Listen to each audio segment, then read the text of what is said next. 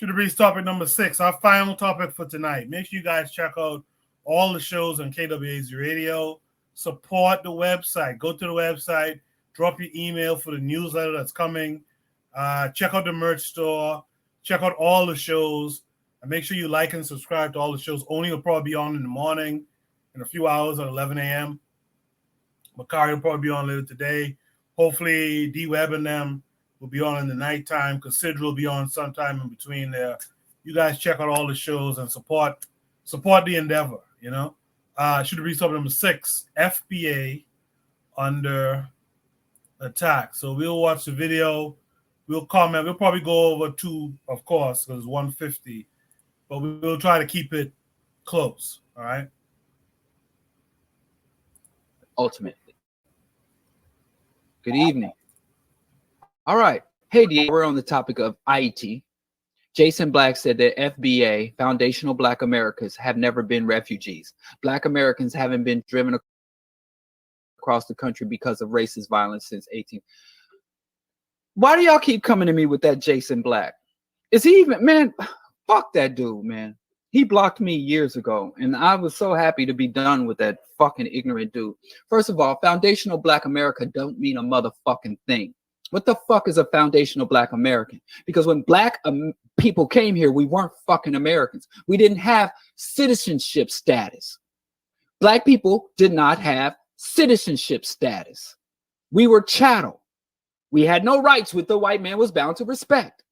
And because we were chattel, there were no border regulations for the movement of African people.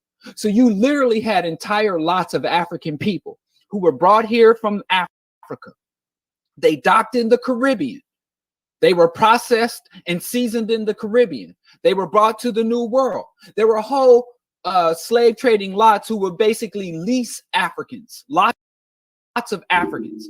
So they would come to the United States for the harvesting and processing season, gather them up, and then ship them off to the Caribbean to do some fucking cane, to work the cane plantation. And then those same Africans would be split up again and sent down to Latin and Central America to do mining work. All of us are the fucking same. Dr. John Henry Clark said the only difference between an African American, a Black Caribbean, and an Afro-Latino is a fucking boat stop. That's the only difference. So African people in the United States were literally playing musical chairs all over the North America, South and Central America, and the Caribbean.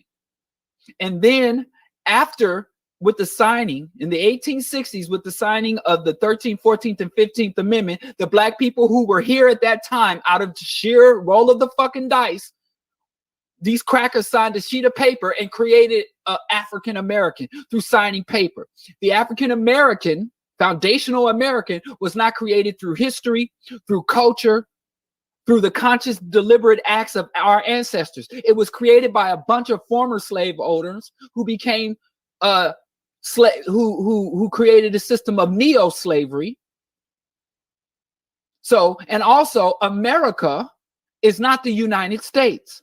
America is Canada, the United States, Mexico, Central American nation, and the Caribbean and South America. That's all. So foundational Black America means literally fucking nothing. It is just a self-hating title. It's a way to say I fucking hate people who look like me without having to acknowledge that. So first of all, fuck any Black person that embraces the title or the identity of foundational Black America. They are Uncle Toms, they are sellouts, they are race traders, and that goes along with the FBA was birthed from ADOS, because the ADOS started squabbling. White folks started giving ADOS some attention. And so then they started squabbling over the money and shit. And so then it was birthed the bastard child, which is FBA is the bastard child of ADOS. And I don't like entertaining them, shun them. They have nothing of substance to offer.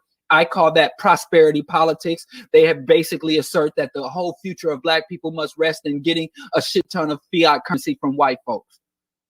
And if we don't get that, then there's no hope. So they want to put, and then they want to guarantee white folks, if you give us money, we're going to behave just like you. We are loyal to America. We accept America. We will be enthusiastic participants in the capitalist economy, and thus we are enthusiastic, patriotic participants in U.S. militarism, in U.S. genocidal, ecocidal agendas. We will join you. We basically, it's a mercenary ideology. Pay black people with U.S. citizenships to become mercenaries for white power across the globe. It's fucking disgusting. So fuck him. And black people we are prisoners of war. Black U.S. citizens are prisoners of war, and we are what is called internalized refugees. I was born and raised in Missouri. My ancestors came from the Virginias, were enslaved on Virginian plantations.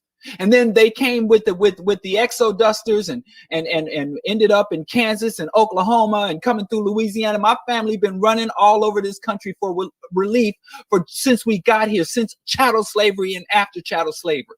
My family ran from slavery. My family ran from Jim Crow. My family ran from and then we had to run from one ghetto to the next, one housing. Then we had to run from COINTELPRO and the CIA crack epidemic. My family, I had to run from that. So we are internally displaced refugees. Internally displaced refugees. We are prisoners of war in this fucking country. So fuck Jason Black.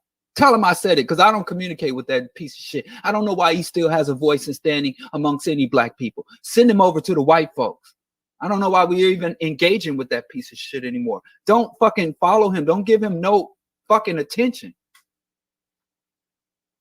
But we are internally displaced refugees. And we are, and not only that, the whole fucking country of Liberia was colonized by African American refugees. There is a whole population of African Baptists who are Black American refugees. The black people who fought with the British government during the Civil War are fucking refugees from that. Not to mention all the black people living abroad. You even to this day got black people running to Canada trying to get fucking refugee status away from racism. So black people are internally and globally displaced people.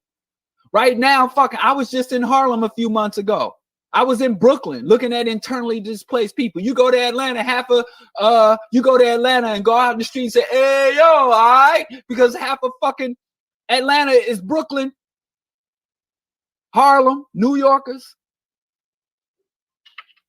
So black people been running all over this country. My brother moved to Atlanta trying to escape. It was in Ohio, escaping the economic erosion and depravity there, and ran to Atlanta for opportunity.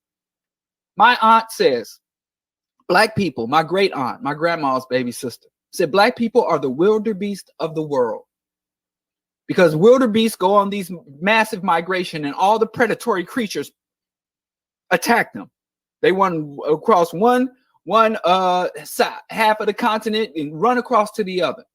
While the gators and the lions and the leopards and all the other predatory animals, the vultures and the hyena just prey on them as they just run from one side to the next, seeking resources. We are the wildebeest of the world, she used to say, and not to insult us, but just to describe our condition, to tell us we got to stop letting people prey and benefit off of us. And one thing we have to do, you notice why if the wildebeest are crossing a river and one wildebeest gets in the jaws of the croc, all the other wildebeest just run over. When the wildebeest is one of the most powerful animals on the African savanna. If the wildebeest coordinated and united, no animal would be able to take them down or take them on, because when a predator grabs, they scatter. It's a beat to death analogy, but yes, black people are prisoners of war, and there are many. All of us are either actively internally displaced refugees, or we are descendants or have relatives who are in the past or currently. Like I said, my wife came up here from Mississippi. There was literally my wife's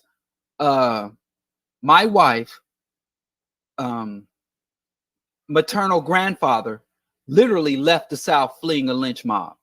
His whole family was down there and he couldn't go back. My father's uncle got into a dispute with a white man over a hog, and a white man took his hogs and he cut that white man. He's like, if you want these hogs, you're gonna have to cut my heart out. The white man said something to him like that.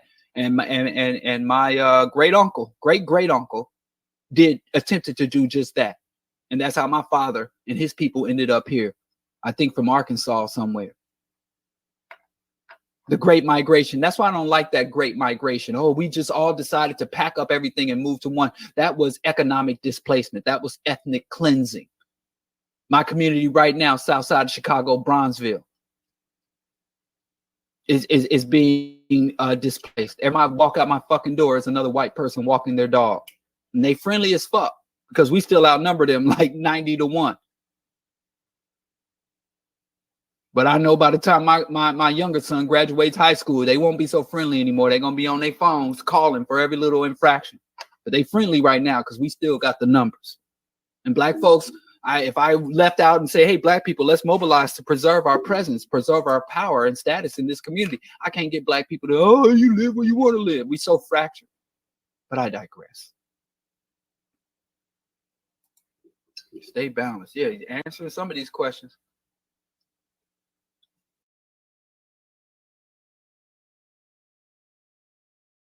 So I apologize to you guys. I didn't realize until I think it was Afro Native World who mentioned it, that time was changing tonight. So we just spring forward and lost an hour here. So I do apologize for that. I should have shut it down earlier had I realized it. Had I known that going into tonight's show.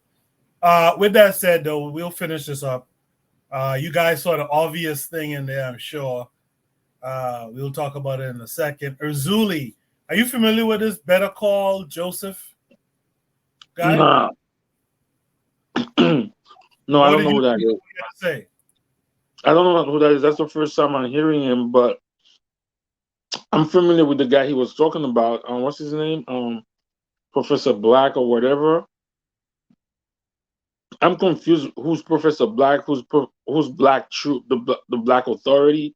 I don't know if those guys are the same thing, but I agree with what the brother said, man. I think FBA is there to cause division between black people, and especially the leader being Tariq Nasheed, quote unquote. I don't even like. I think he works with them people. I don't trust him, and especially with what's been going on with him for the past month or so. They're really exposing him. So I don't get it. I think that man is been put there to create division, to keep black people from uniting. And I get it. Black people are very tribal from the beginning. That's why somebody said, oh, Trinidad. Yeah, you might have different nationalities, but you're still the same race. You understand what I'm saying? So, and I'm not saying that Tariq Nasheed didn't have some points about how black foreigners come here and some of them shit on black Americans, but that is not the majority. And also, what he has to understand is the propaganda that is shown to the people from different countries about black Americans. But at the end of the day, I don't rock with FBA because their leader I think is a coon, or not even a coon. I'm not even going to use that. I think he's an agent. So I don't see anything that he say, especially the Black Authority and Professor Black Truth. I don't know if they're the same people, but they speak the same way. You never see their face. They see the same way, and all of a sudden, Professor Black Truth or whoever he was talking about he jumped on that bandwagon with Tariq Nasheed because, like he said, ADOS was the movement prior, and I always found it like very demeaning to call yourself ADOS. What is it? American Descendant of Slaves. Like, there's something weak about that I didn't like. I didn't know how to put like. So, and Tariq Nasheed was trying to be part of that, and then because it didn't let him come through the way he wanted to, so he created his own thing, FBA, Foundation of Black Americans. What does that even mean? What does that even mean? A lot of the people, because Tariq Nasheed had the nerve to try to play Malcolm X, because Malcolm X's mother, I think, or is it father, is from Grenada or Guyana or something, there's something wrong with that guy. He refused to recognize Malcolm X as part of the movement. So this, I don't know, man. I don't see anything wrong that brother said that was wrong, but maybe somebody else could see it. But I agree with what he said. Thank you for that, Razuli. Let's hear from Tan. Let's hear from Tan a little earlier tonight. Tan, uh, FBA under attack. What say you?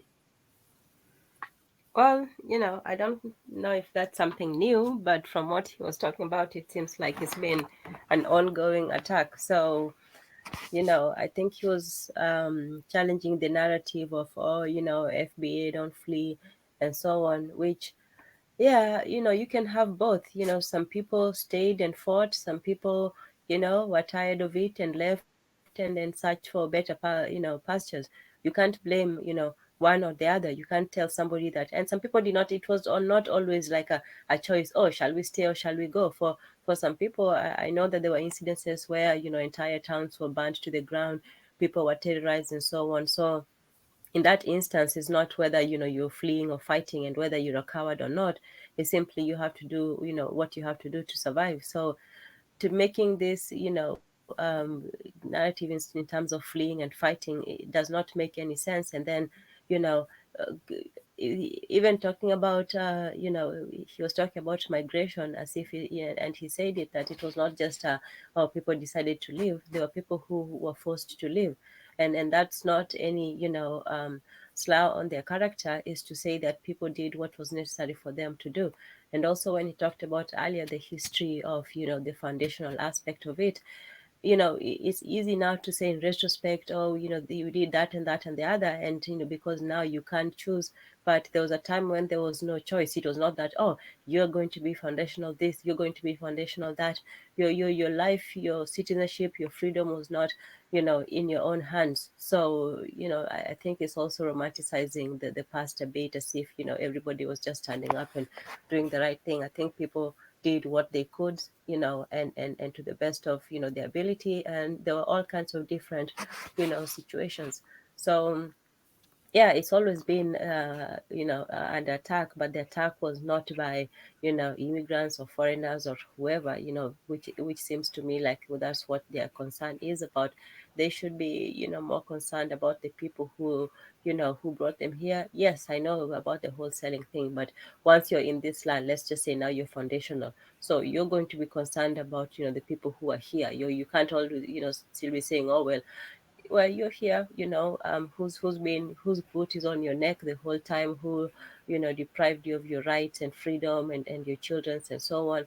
That I think should be their main concern, and their main area of defense if they're truly under attack. So I don't think the focus should be on, oh, the immigrants and doing this, and then even if it's the immigrants, focus on the right immigrants, by numbers, by influence, by power, by the privileges given to them, and you'll find that it's not the people who come from Africa or the Caribbean or anywhere else. You'll find that the person attacking FBA and everybody else has always been the same: the people who started this country, the actual people who founded this country. So yes. I'll just say something real quick. The problem with the African soulless narrative, there's two big problems in that. Is that a lot of those Africans are y'all. A lot of those Africans were transported out here themselves. Like they're part of us. They're in the diaspora. And the other part is Africans didn't maintain you in subhuman bondage for almost 300 years. And in fact, closer to 400 years if you add in Jim Crow, subjugation, all that kind of stuff. So what do the Africans have to do with that?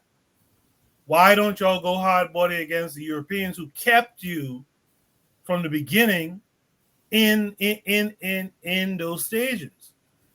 You see, these guys don't have the smoke for the white boy. Like you see Tariq agreeing with, like Bakari said earlier, Tariq this week agreeing with a white boy about being buck broken. I don't agree with that bullshit.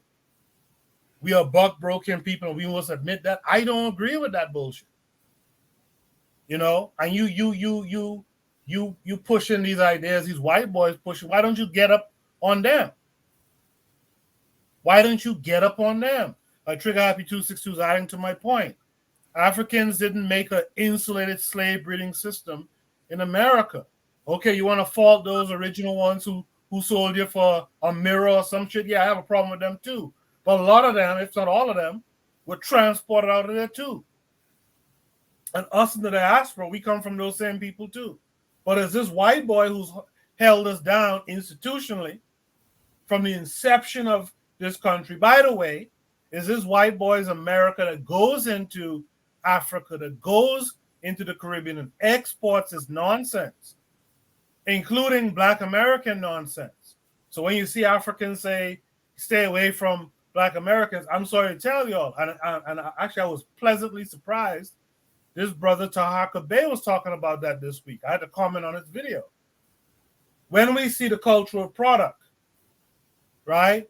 Most people ain't leaving their country to come and join that shit. I'm avoiding that shit in my own country. I'm avoiding that in Jamaica and Haiti and the Bahamas and Trinidad. I'm not coming to America to join in that nonsense. And that's just what it is. Fight the powers that be, as your boy says, right? Take that energy against this white boy who creates that image of you. You understand? Who creates that image of you. And that's my issue with all this FBA nonsense, is feel-good bullshit. The other lies involved is, yo, you guys ran from the South. The great migration is fleeing. Make no mistake about that. You understand? This idea that you've never seen no Black Americans live like folks in the Caribbean and in the continent and all that, that's nonsense again. You go through Monk's Corner, South Carolina, where Charlemagne the God is from, parts of North Carolina, right here on the east coast of America, and you see some shit that will make you think you was in rural Jamaica, Haiti, or one of these African countries that the U.S. and the European powers keep destabilized. But Coco, you went mad far. All you had to do was go in the Bronx in the 1980s. It was terrible. Terrible, right? And it's this white boy who making it that way, right? The reason why Black folks are leaving their countries and coming to America is this American white boy, as well as the European powers, who make it where they get that brain drain. And you guys are now waving the flag, right? Advertising that those powers even further. That's crazy shit. And that's what people are criticizing you for. People don't hate you for some crazy reasons, because you're representing this country. Like I think it was Oni who said it before when I had a space on Twitter. You'll find a Black American dead in the Congo, right? Trying to get Congo resources. You don't see no Niger American soldier dead in America. We got to be real about this stuff, man. Whose mic is that? Yeah, who's trying to speak? No, I was just gonna agree with what you just said about that. We don't see us going in the like. We don't come here. No, that's what I was gonna say. I was gonna say something else. Like the FBA, they never. You see how we have the. I be on some of their channels. It'd be like, how about the FBAs that own slaves? Are they gonna get reparation too? Are they just like us? Do you consider them traitors? Yo, that I'm telling you, Tariq Nasheed was put there to create division. I don't trust that brother and at all. There's something wrong with that brother. And Neymar X talking about, or they brought some important points. What important points did they bring? Because you know what's gonna happen? This is what the rest of us Caribbean could do. Let's say the FBA sue and get reparations from America or whatever, right?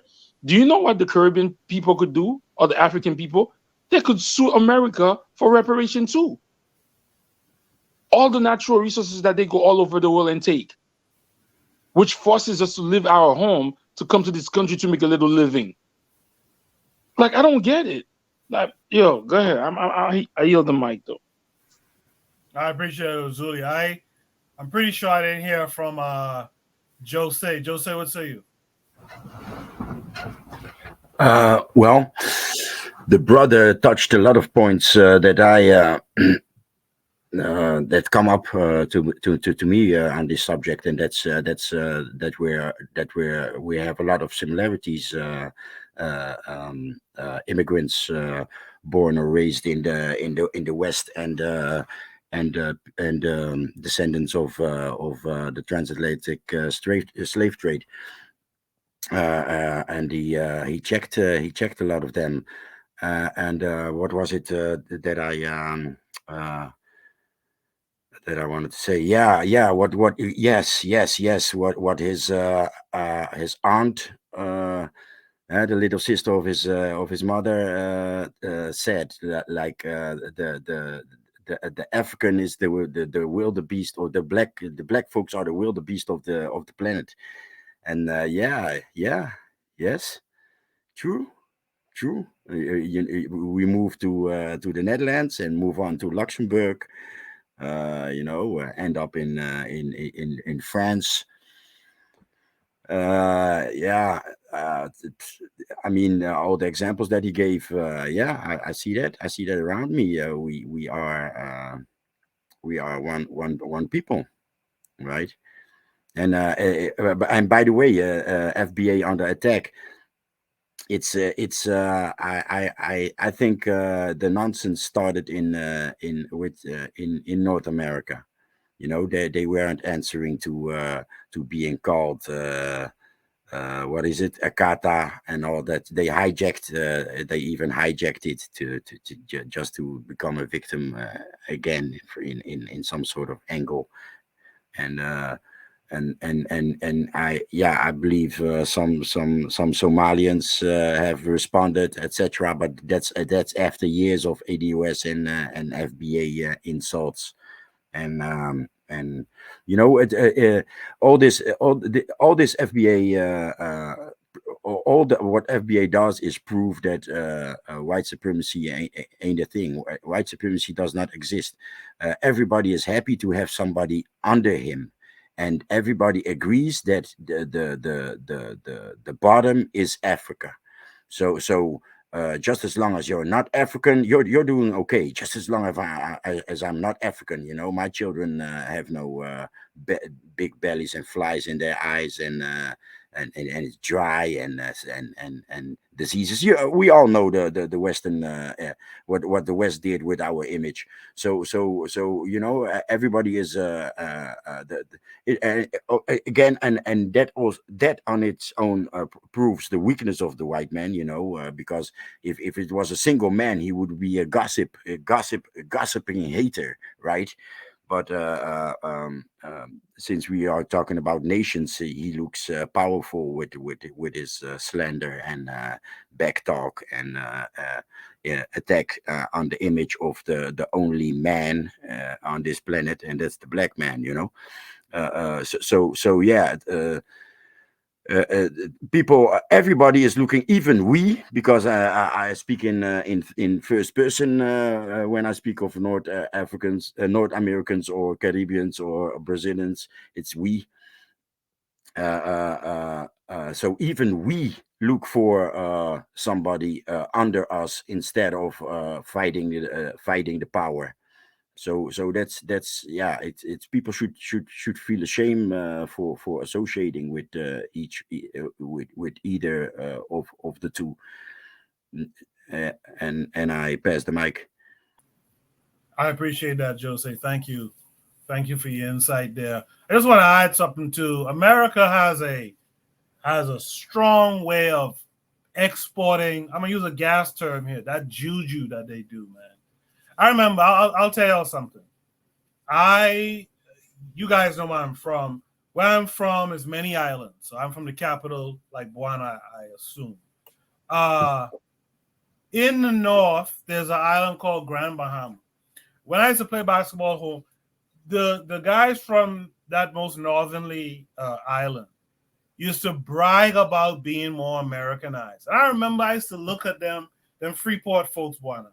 I used to look at them like, but what the fuck are you talking about? What are you talking about? Right? But that was a big brag. Buana, you could tell me if that's still going on today. That was a big brag when I was growing up. more Americanized. Right?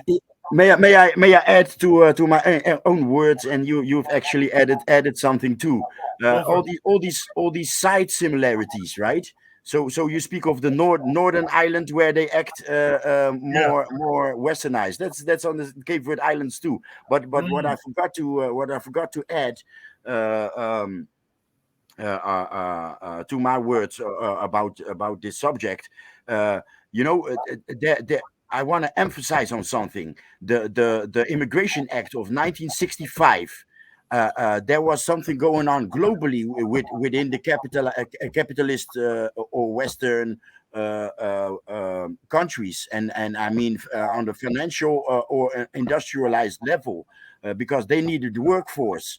They were doing it with here in Europe. They were doing it with Southern Europeans, but they probably needed more people in factories, because in the 65 Immigration Act, that was in North America, right, in the United States. But something similar happened here in Europe, that they opened their borders for non-Western immigrants. So there's a lot of, if you would see Europe and Africa as the North and the South in the United States, again, that North and South factor, we actually made the same move around the same period. It's not completely comparable, but it is. Thank you for that, Jose.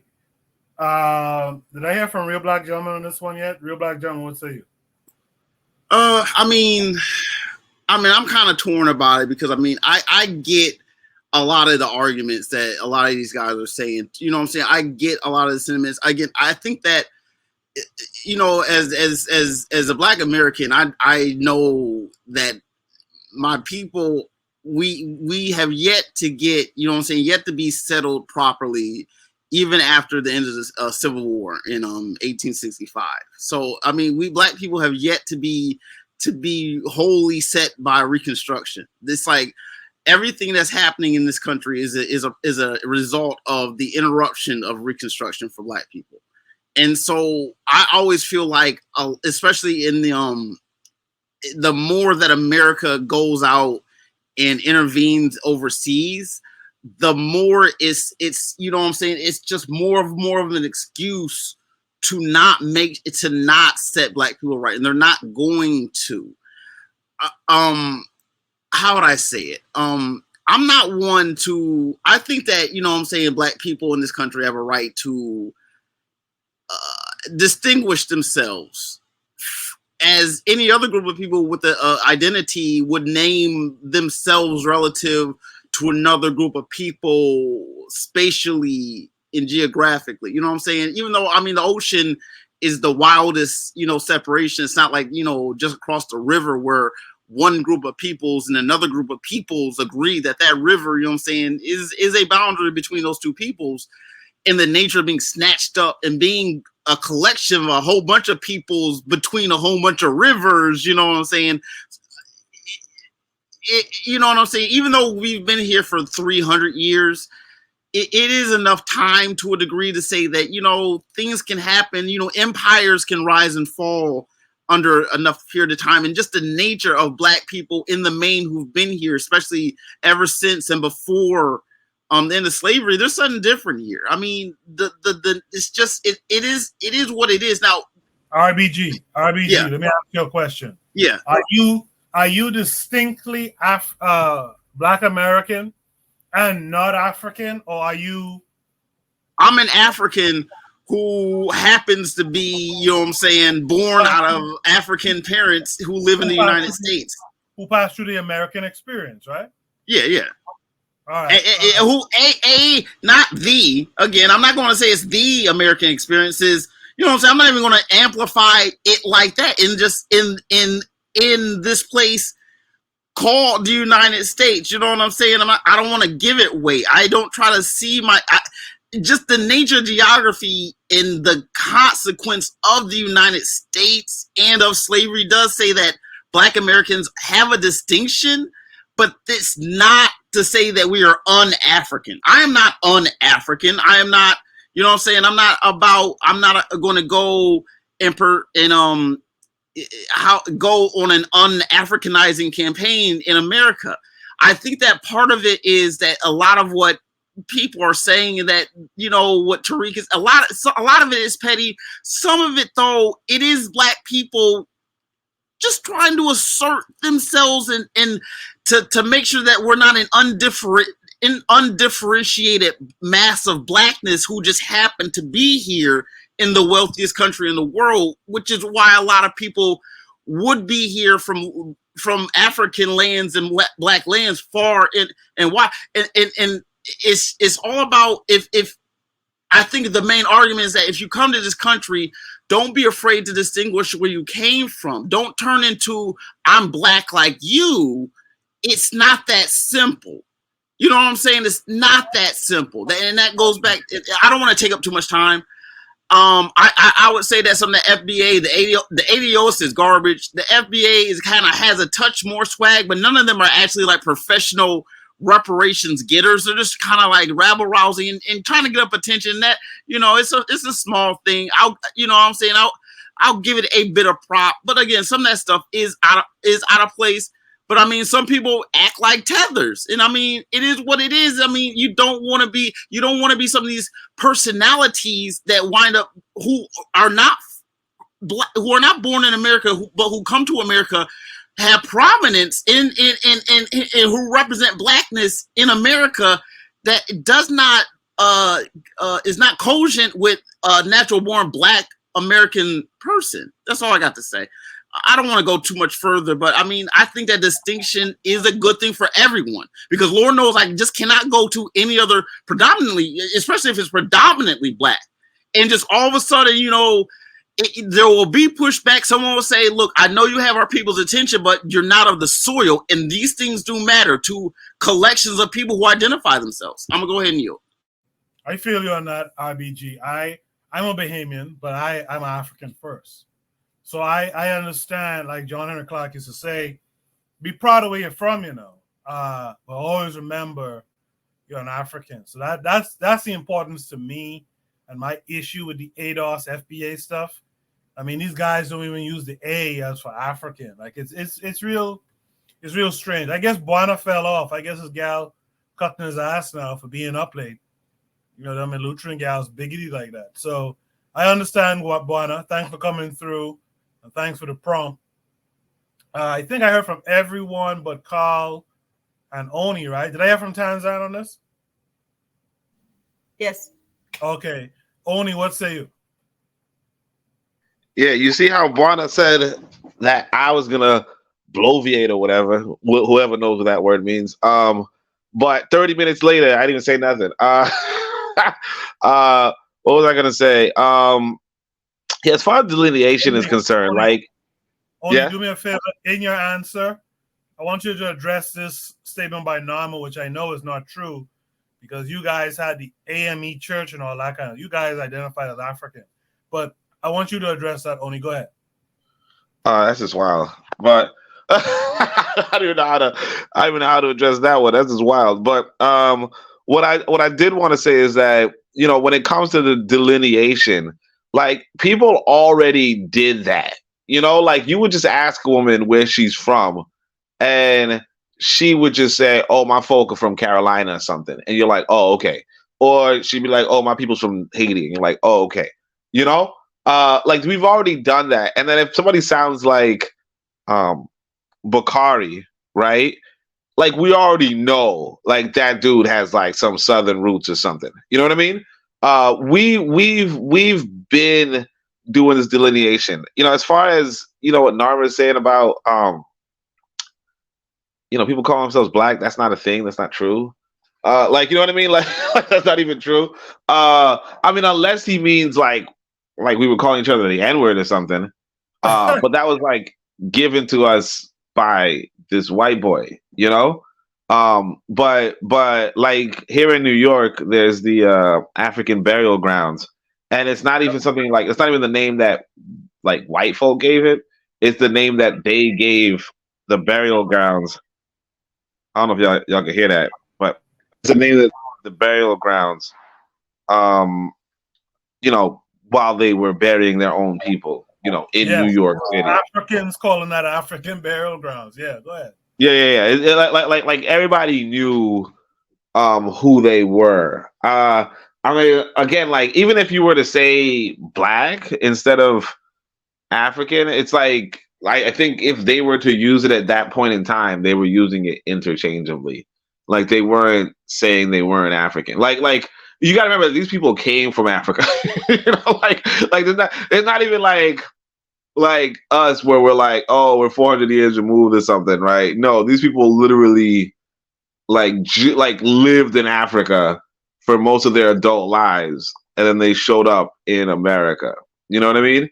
After a torturous situation, these people are not confused about who they were, because you got to remember, like for instance, I was talking to the sister from Jamaica. She leaves Jamaica at 16, and she still sounds like a Jamaican. You know, I mean, she doesn't sound as much like a Jamaican as somebody who never leaves.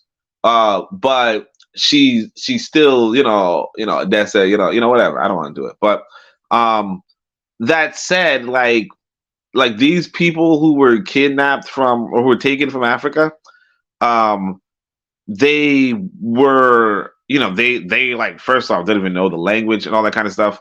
Like they were Africans pretty much. You can say the people who were born here or bred here might not have that same connection to Africa, but they also knew people who were coming in from Africa. You know what I mean? Right. Right. I mean, they could, they could be like, oh, well, we're different per se, but they're not going to say that they're different genetically, from the fresh off the boat. But that's like the same as, like a third generation Chinese American might say that they're a little different from the Chinese person that just came off the boat. But like that's just an acknowledgement of like culturally they might have absorbed more Americanisms than the other person. But that's just it. Like that's just common sense. I did want to say one thing about what Nama was talking about earlier in regards to why Jamaica versus America, why they're different. And I said this on Twitter, but African Americans is sub-nationality and Jamaica is a nationality, And I think, I don't want to go too much into it because, it's late. I didn't know it jumped an hour, but it's late, so I can't really say much. But beyond that, it's like, I think that's the big difference that a lot of us kind of ignore. I appreciate that, Oni. Buana's trying to get back on. Buana's trying to get back on. His phone died, but I guess he's been listening. Nama has been making good points. I really appreciate Nama X, man. And if you guys don't mind, some of the silliness sometimes, you guys should check out Tahaka Bay sometime. Even though he took a trip and got slapped by Tariq, you should check him out because he really nailed some of these points about the cultural product of Black America. This is where you get these divides from. Again, America exports the nonsense. So we don't come here blank slate. I'll be honest with you. And when we see some of the nonsense and we know that we are avoiding that nonsense in our home countries, we're not like me, for example. Buana's back. So like me, for example, I'm from in an area in Nassau between East Street and Market Street. I went to school near to a corner called Camp Road. Everyone from Nassau who knows Camp Road knows what that means. It's a war zone type shit. So my school was in constant wars with all these other schools, all that kind of stuff. I wasn't involved, but it was always that threat, right? All I'm saying is that I was avoiding that type of thing when I was growing up. I'm not going to let my children who are born in America, who are tethers, I guess, I won't let them go willingly into the nonsense, into the Bloods and Crips or whatever it is, right? And that's just what's happening. That's just what's going on. We're not, we are avoiding that nonsense So no, we don't want to go into the nonsense, that is being exported across the globe. So I just want to add that too. We got Buana back. Let's hear from Buana. Buana, wait, before that, just quickly, I didn't realize Norman was talking about ancient. I thought he was talking about African Americans. It looks like he was talking about things. But also, I just want to say, if I wanted to watch somebody who got slapped in the face talk, I would watch the Chris Rock special. Right.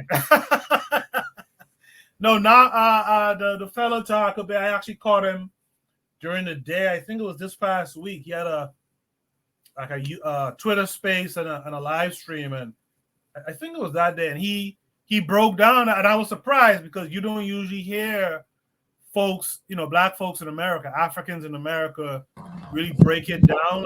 Ben Eichel, mute your mic when you come in, man. Now, right? You don't really hear them admit to that. You understand? The Nigerian who comes here already has an idea. To the point where some Nigerians are emulating what they see Black Americans, and Black Americans take it as we're copying them. That's not really what's going on, but whatever, right? It's important to understand this stuff. So let me go to Buana now. Buana's back. Buana, what say you? First of all, are you familiar with what I was talking about with the Freeport folks? Oh yeah. I'm very familiar with that. You see, the Freeport people used to clown us, because they used to say, well, they're more American. But the funny thing about it is, after the hurricane, they will be more behaving, eh? They will be more South-centric. Exactly. So go ahead. But I am glad that you was able to get out, Coco. Get out the Camp Road and that area, Market Street, them business, and move to the United States, and have a better life in America for whatever that's worth. Because if people don't understand the immigrants' struggle, and I think that sometimes that needs to be explained, to come from a so-called third world country, it's very, very, very small country in the Atlantic, to go to New York City, where you have millions of people, in a first world country. That takes a lot of courage. That takes a lot of nerve. That takes a lot of balls. And not all of us have the tenacity to do that. The immigrant struggle, I feel, is sometimes left out of this equation when it comes to these kinds of back and forth between indigenous or local Americans, and people who would have migrated there. That's left out of the conversation sometimes. And sometimes I wish that is included. However, I understand. I am sympathetic to FBA in some regards.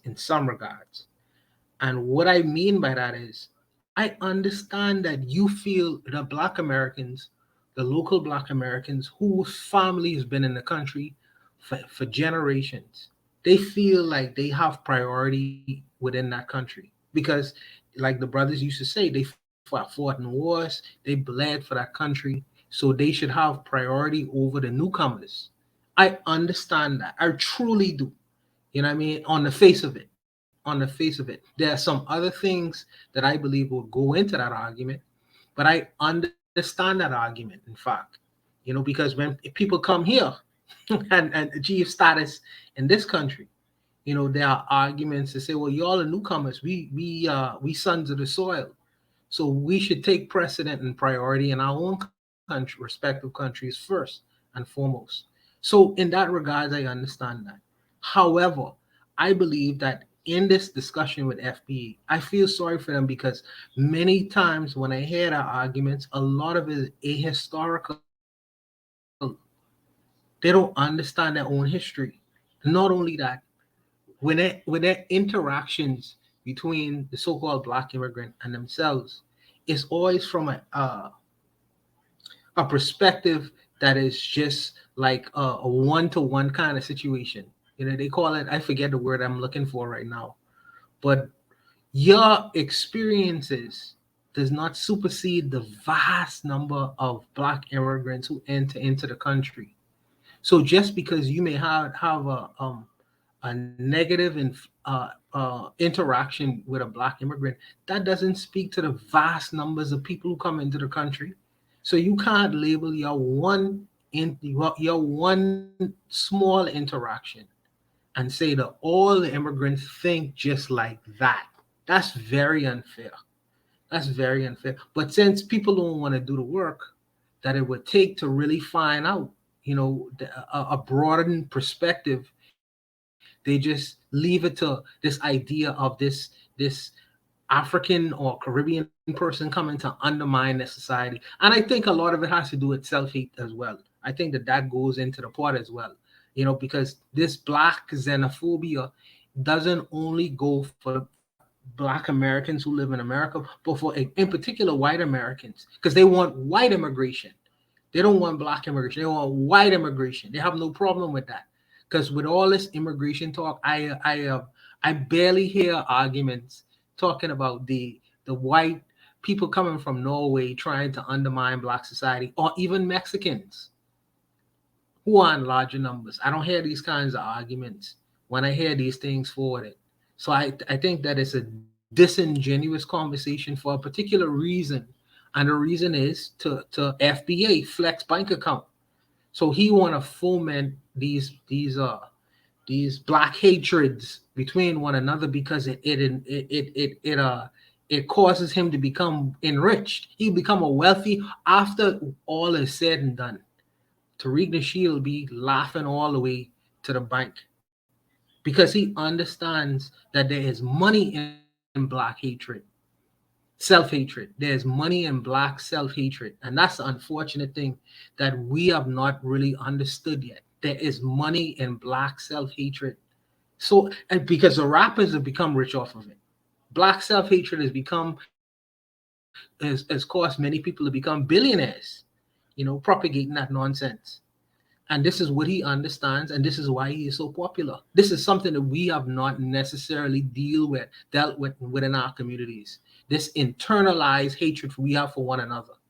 So if you could foment that and then put some feel-good history on top of that, I mean, this is voila. You get instant millionaires overnight. What is unfortunate though, that at the helm of their this movement is a person who his only interest is within himself. He really don't give a shit about the people who he feel like he is protecting and going to bat for. He don't give a shit about African Americans. The only thing he's concerned about is his own bank account. That's it. And he'll throw black Americans under the bus at every chance he get.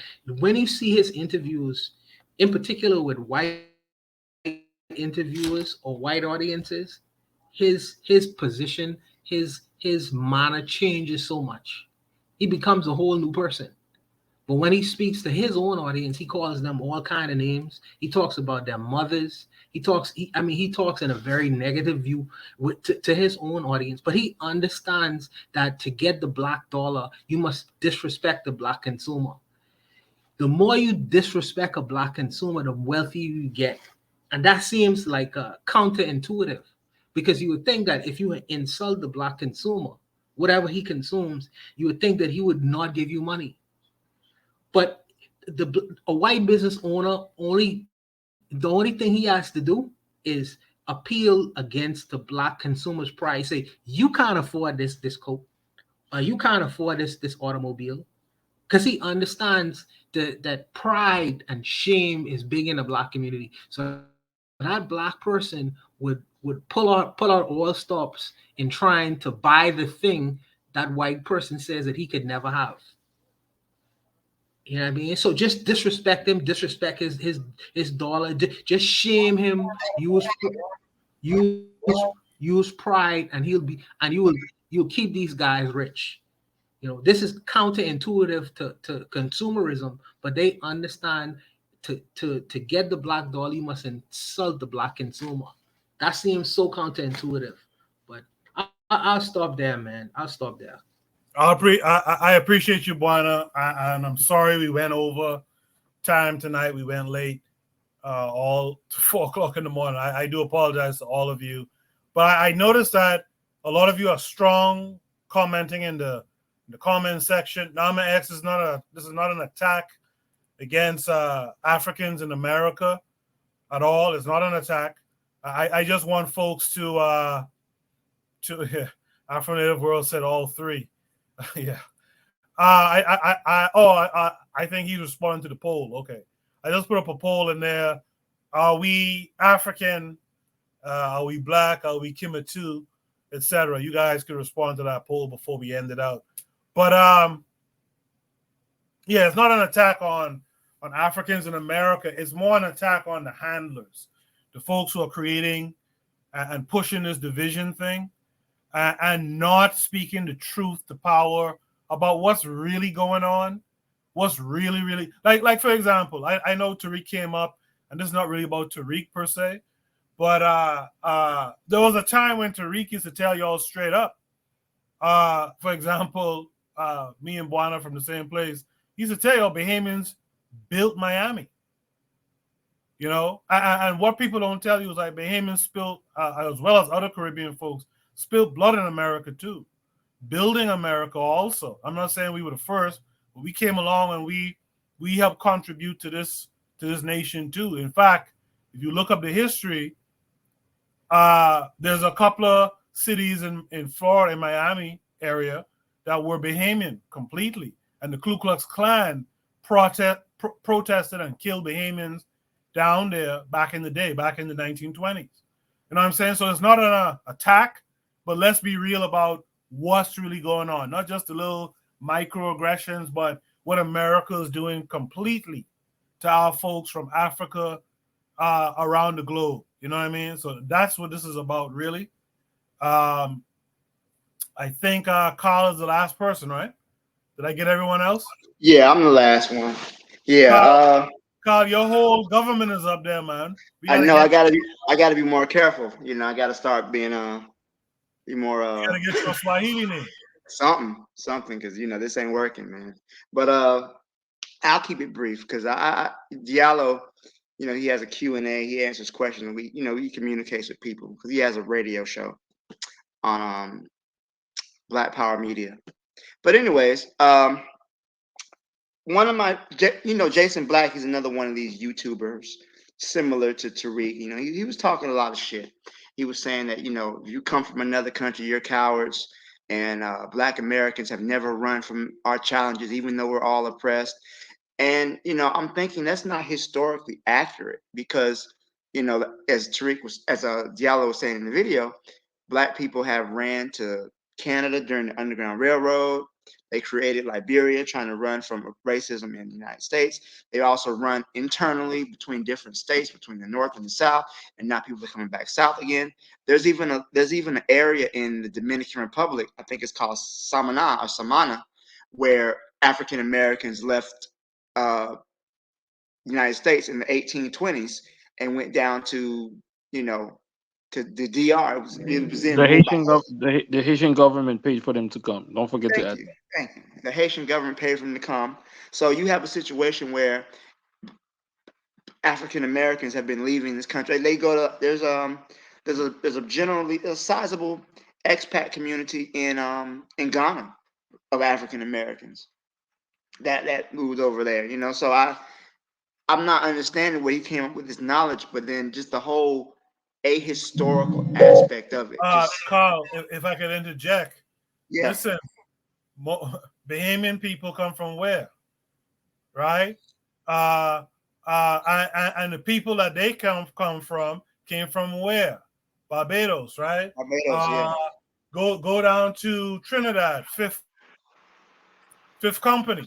Yeah. Those are American blacks who sought freedom and went down there. So it's the whole thing is mixed. But go ahead, Carl. It's all a bunch of nonsense. But I was seeing people on my Facebook feed sharing this post by Jason Black, and I'm like, what are y'all talking about? You try to differentiate yourself from other Africans across the diaspora as though we're the ones who stayed and we're the ones who fought and the rest of you guys are running. And it's just a bunch of nonsense. And it just creates divisions between us as people because, there's plenty of African Americans who ran. There's plenty of ones who fought. We know we had cowards.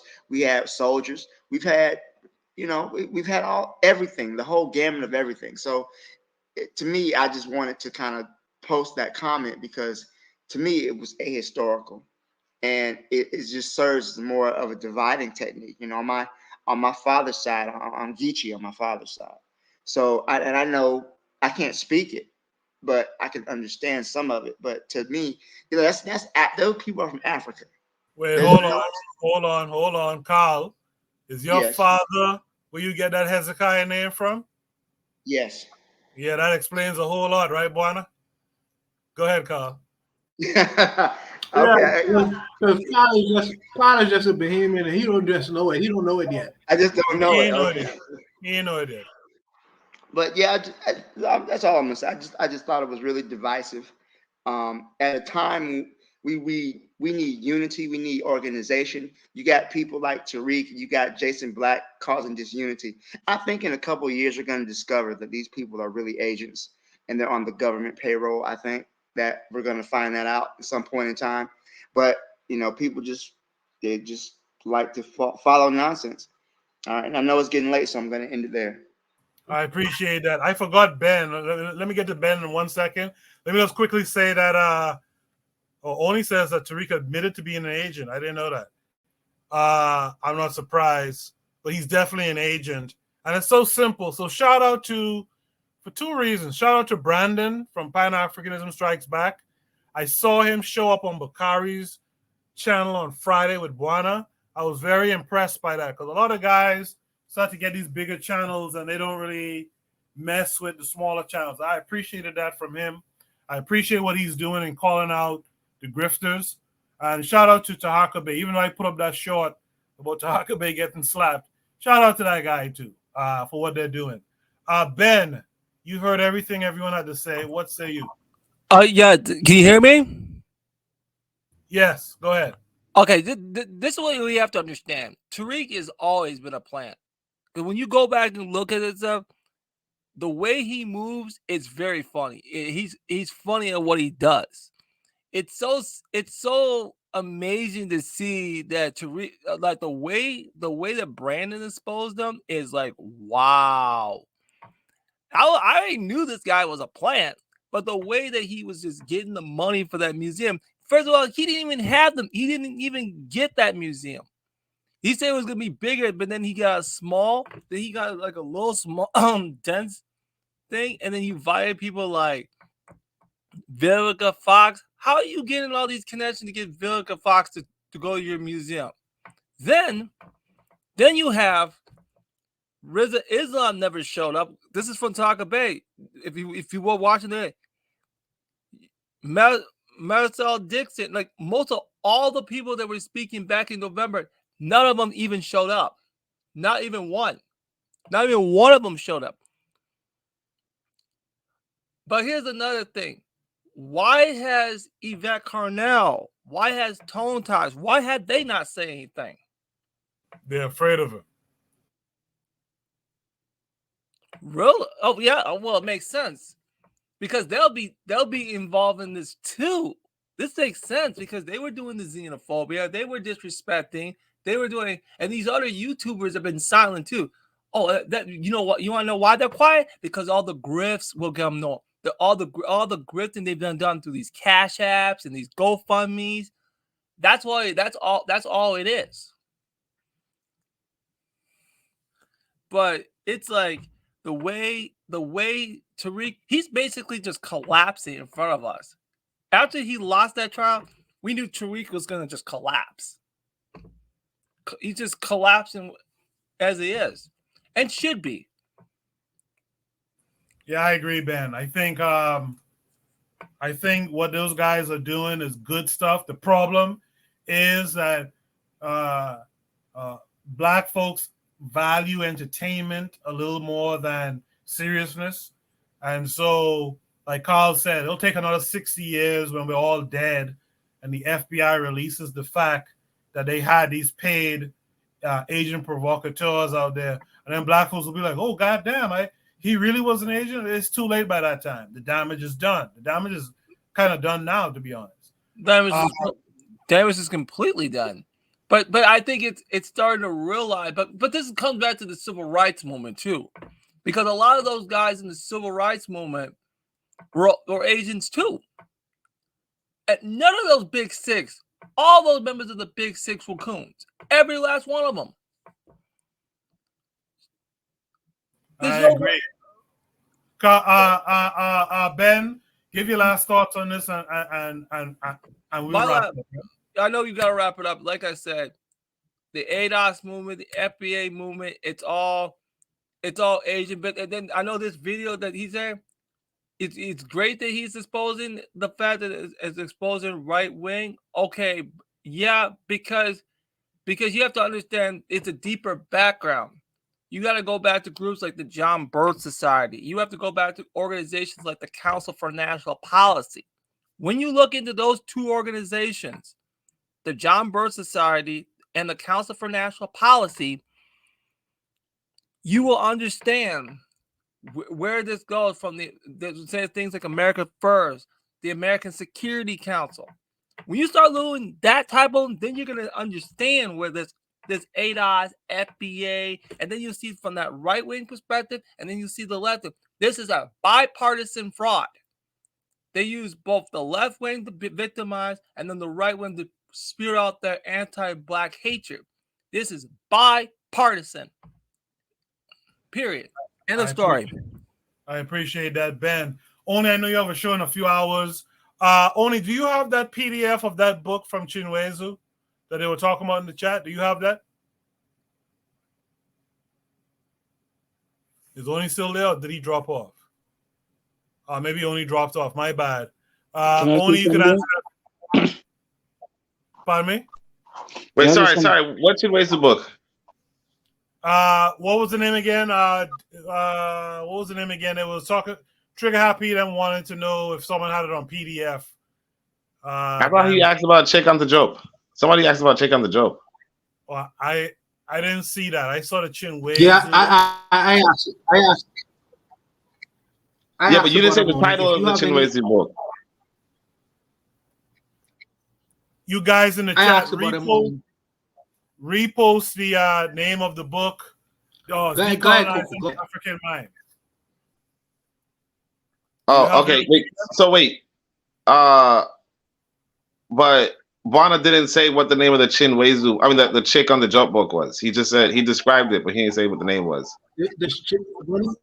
When he talked about African governments, the African government. No, I know. What's the name? Is it Black Africa? What is it? I can't remember the name of it right now, man. I can't remember the name of it. Just post what you have.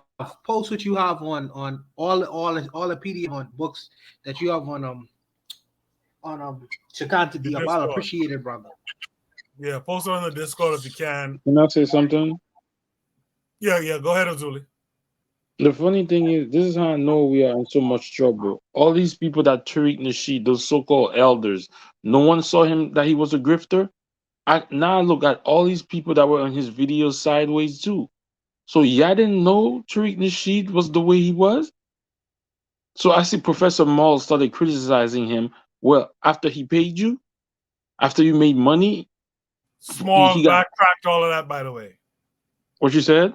Smalls had an interview with Tariq, and he backtracked on all of that shit he said, condemning Tariq on Omawali Africa's channel. Smalls back. Oh yeah, but by the way, shout out to Bobby Wright too. By the way, but Smalls was with Tariq on an interview, and he backtracked all of that. Of course, because they're all part of it. I don't trust none of Professor Small. That other guy that looks like he's the bro. He always has his head tied up and with earrings. I don't trust all of these guys. Didn't know that Tariq Nasheed was this way. This is our elders. This is the people that leading us. Yo, we in trouble. This is all a game. Kaba Kameen or Phil Valentine, one of them? Not Phil Valentine. The one you said, Kaba Kameen, that one. The guy, not Phil Valentine, because I've never seen Phil Valentine talk about Tariq Nasheed. I haven't seen him in any of his movies, but I don't know. But I'm saying it took Pan-African Strike Back and Tohoka Bay and some other people to expose these people, and you guys are supposed to be seasoned elders. You're supposed to be elders. If the elders are getting fooled, how could they blame us or the younger generation? Let me say this though, real talk. I knew about these people for, like I said, like 10 years. You know, they were grifters 10 years ago. Yep. Tariq Nasheed is just the new griff. You know, like I knew about Kaba Kameen 10 years ago. I knew about Professor Griff, or I mean not Professor Professor Griff too, right? But yeah, Smalls. Like I knew about him from jump. And I don't know if y'all were paying, like when I was saying it, like when a lot of times a long time ago, I would say stuff like, oh man, I don't trust these people, blah, blah, blah, blah. And people would be like, dang, Oni, you sound like a hater. Back then. So I kind of toned down on it, and now everybody else is catching up. But if people actually would have looking like my old stuff, yeah, man. Yes, that's true. Oni was talking. You know what? He is 100% right. I remember like maybe a year or so ago, Oni was going in on Professor Schwartz. And I'm like, man, why Oni going at Professor Schwartz? Yo, I remember that, Oni. I remember that shit. Nah. I'm talking about like a decade ago, right? Or not even just a decade ago, but like even like 5 years ago, like early Twitter and all that kind of stuff. I would just go in on these elders, and people would be like, why are you going in on elders? Those are the blah, blah, blah. These are Steve, blah, blah, blah. Who the fuck are you? And all that shit. And it's like, yeah, they've been good. Because I'll tell you, I was in, because I was in Harlem. You know, I was in Brooklyn. I was in the movements. And you would see these guys come up and ask for money all the damn time. Every meeting, they would like it was either Smalls or this other guy, Clyde. Like, maybe no. Some other guy who looks just like him. Oh, James. Like, they're both named James. But like they would just like beg you for every time you had a meeting. They just beg you for money, all that kind of stuff. And so Tariq Nasheed, just like, because like what happened was homegirl, whatever, Yvette, like got money from ADOS, you know, from doing this hashtag ADOS. We talking, if you watch her lives, she's pulling out, I'm not saying money, but she's pulling out like, I don't know, maybe like $3,000 or some shit, every podcast or some shit, you know? So Tariq Nasheed is looking at it like, let me get on that. And now that Tariq Nasheed got it good, other people are like, let me get in on that. That's it. Like all these guys are sustaining themselves. I think one of these brothers in my Discord actually pointed out that Booker T. Washington was saying there's a lot of people who make a lot of money from talking race, and they don't want to solve the problem because it's how they make their bread and butter.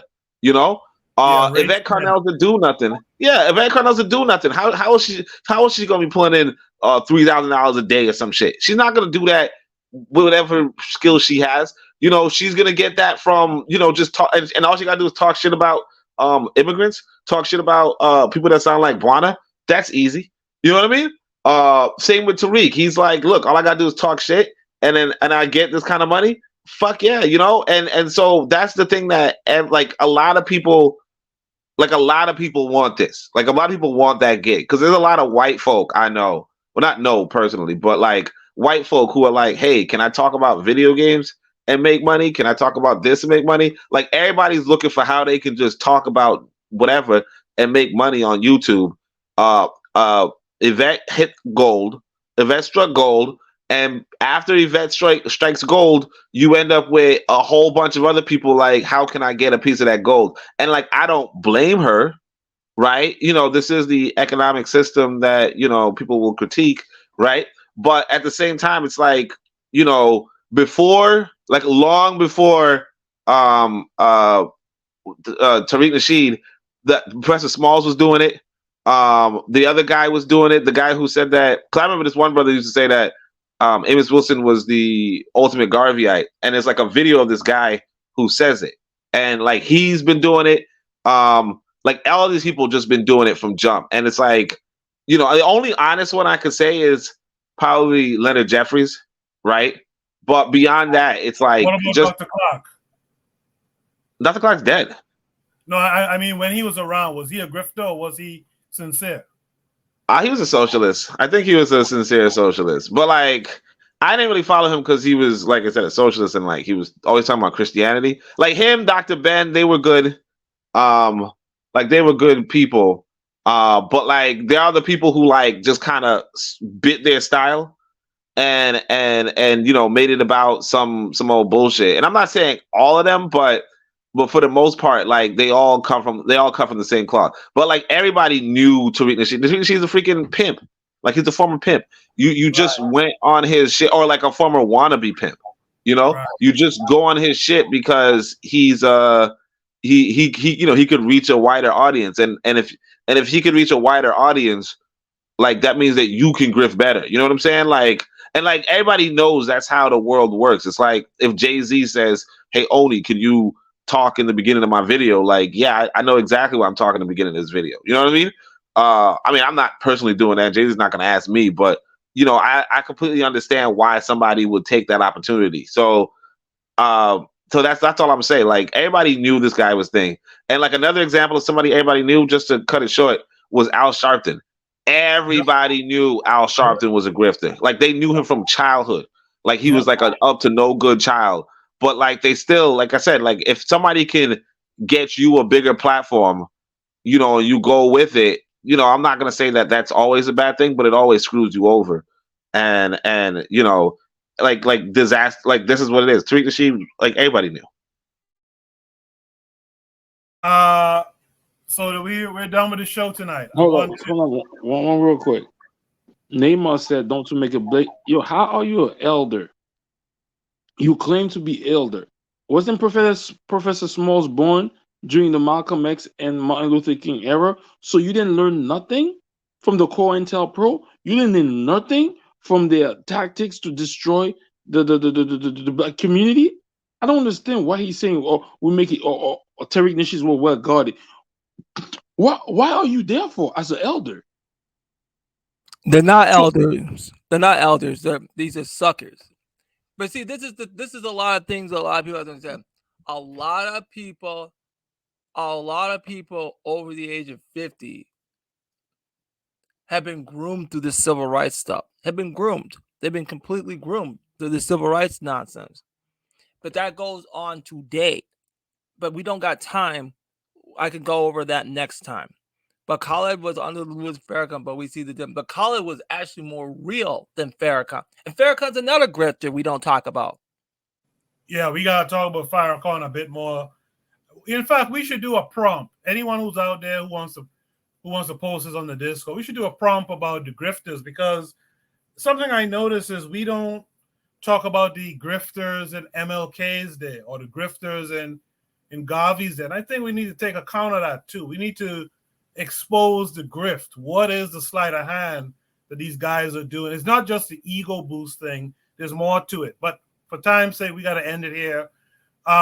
Oni has a show at 11 a.m. Correct, Oni? Oni taking long to respond. Urzulius, you want to shout something out this week? Yeah, man. Urzulius, No, do you want to shout I'm something good. out? Go ahead, Oni. No, I'm good. Good conversation. All right, go ahead, Oni. Yeah. I think I'm gonna actually wake up. I have to wake up in 7 hours. But shit. Yeah, I got a show. It's gonna be about I'm actually gonna probably the first time, well, I guess not the first time, promote some white boys book apparently. Okay. I know. Shit. More later. Okay, The Wealth of Nations, I'm guessing. But okay. Nah. Okay. I'll be there. Technically, it's 3:00 in the morning. Stop talking about like it's really 4:00 in the morning. Stop. Yeah, my show's at 11, my guy. Yeah, his show's in 4 hours. No, I'm saying that I'm saying people are complaining, oh, it's 4:00. Bro, it's just humans that just moved up the time an hour. Like, can stop it. Like, but go ahead. Appreciate it. Tan, I'm sorry you've been kind of the lone female voice tonight. You want to shout anything out this week? Yes. Jose and I had a really interesting conversation yesterday about language, the Akan language and so on. And check out on his channel, Jose J. Bronze. and I'll try to post it on mine as well. But have a listen when you can. So shout out to Jose and Shoot the Breeze. I always shout out Shoot the Breeze, even though I'm on it, so whatever. But Yeah, yes, it's been big shout yes. out to Jose because Jose is on a totally different time from us. It's probably very early in the morning now for him. My guy, it's Jose. Why you keep saying Jose? No, that's his name. It's Jose, but we say Jose. If you ask him, he'll tell you it's Jose Bronze, right? You just made that up. Thanks, Tan, for being here. Buana, you want to shout something out this week? I just want to shout out to all the brothers. You know, I know that sometimes we get into difficult discussions, but I love all my African American brothers, my Haitian brothers. Big up Sac Passe, you know, Arzul, all Arzuli. Big up to my Jamaican brothers, all the man down. You know what I mean? So and all my Spanish brothers, because you got some Afro Latinos up inside here as well. So big up to all of them. Yes, big up to all of them. You know, I love you all too. You know. So I just want you all to know that as a Caribbean man, and also this one go to Urzuli. You know, Urzuli, you need to wife up Tan. You know, because Tan seems to like bad boys, so you need to wife that. So I'll leave it there. What? Shout out to Kyle. Kyle, you need to be pushing up on Lero apparently. So shout out to Kyle as well. Did I get? Oh, Ben. Jen is state property. She don't want to follow rules. Oh, you need to wife that, bro. You need to wife that. Yeah, wow. All of you are just talking behind my face, in front of my face. Behind my back, in front of my face. Yeah. Ben Uko, what do you want to shout out this week? Yeah, I just want to shout out to all you guys here. I know I haven't been on here. I haven't been talking to Bakari and Forecast. I want to shout out to those guys. I'm trying to get things back to state so I can start building the tech media up for us. And I still need to put my stuff. I am on Discord, but I have to subscribe to you on Discord so I can start conversating some of the tech stuff and education and stuff. So I do want to do that. I want to continue that conversation with these grifters because they're gonna have these people have to be eliminated for any real progress. I appreciate you being here, Ben. I have a shout out too. I have a shout out to KWAZ Radio, of course, but I want to shout out Brother Bakari. Was that last week or 2 weeks ago? You had a conversation with that was last week Sunday. You had a conversation with a brother, a UNIA brother from Baltimore. I think the guy was named Wig Williams, I think. They were talking about that ham radio discussion that we had before. You guys should check out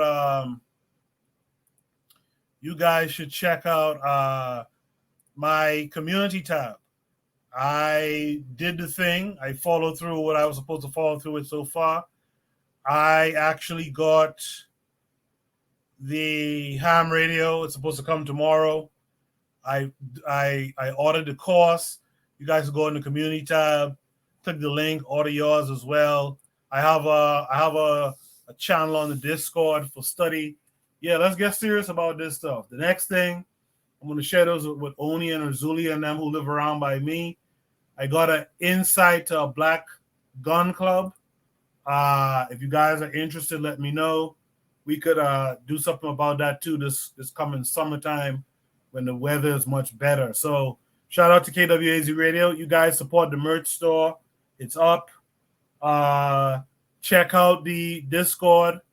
Get on that ham radio thing or that radio technology thing, as Wig call it. Get on that thing because we do need to be able to communicate.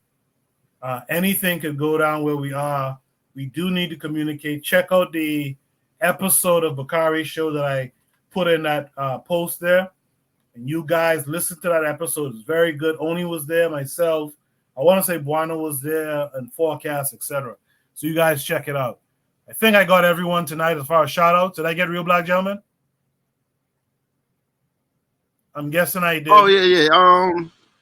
I just want to shout out. Oh man, I'll be tongue tied. I mean, I just want to shout you out, you know what I'm saying, staying up another hour longer than you had to, hour 15. So I'm just thank you, Koku, you know what I'm saying, everyone's for staying up that just a little more later than we usually would. That's all. Yeah, it wasn't intentional, but I appreciate the conversation. I appreciate everyone in the chat. Erica went to sleep, woke up. We still here. Yeah, we are. We finishing up. Shout out to Afro Native World. You guys killed it tonight in the chat. Nama X, Lero, the matron was here. Trigger Happy 262, of course, Bakari, Kibwe, and any other person I missed. Sister Raw, the forecast.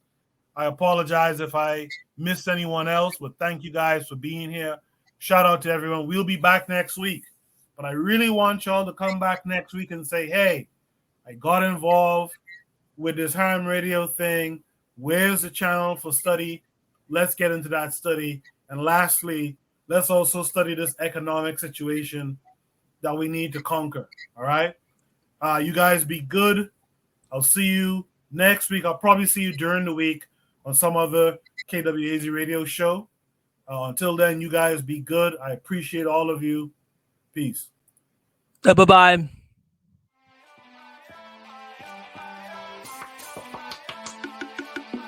Thanks for listening to the Bitter Medicine Podcast with your host, Koku. If you like what you just heard, we hope you pass along our web address, bittermedicineblogs.com, to your friends and colleagues, and share our show to all your social media. Be sure to check out our archive section on our website for previous podcasts. This has been a KWAZ radio production. Join us next time for another session of the Bitter Medicine Podcast. Follow us on Facebook at Bitter Medicine Show, Twitter, Bitter Meds, Tumblr, Bitter Meds, Instagram, Bitter Medicine.